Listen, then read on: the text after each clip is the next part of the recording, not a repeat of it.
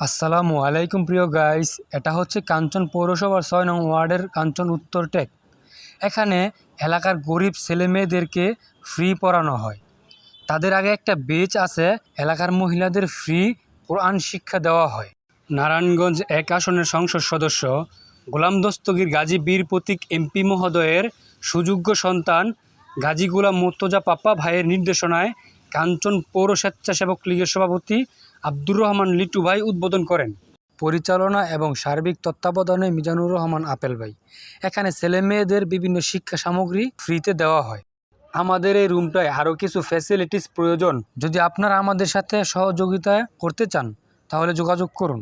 আমরা চাই এই এলাকাটাকে একটি শিক্ষা বান্ধব এলাকা হিসাবে গড়ে তোলার জন্য, যাতে করে কেউ এই এলাকাতে মাদক ছড়াতে না পারে এবং তাদের প্রভাব বিস্তার না করতে পারে, সেদিকে আমরা খেয়াল রাখার চেষ্টা করতেছি। এই শিক্ষার মাধ্যমে মাদক এবং জুয়াকে আমরা কঠোর হস্তে দমন করব ইনশাআল্লাহ।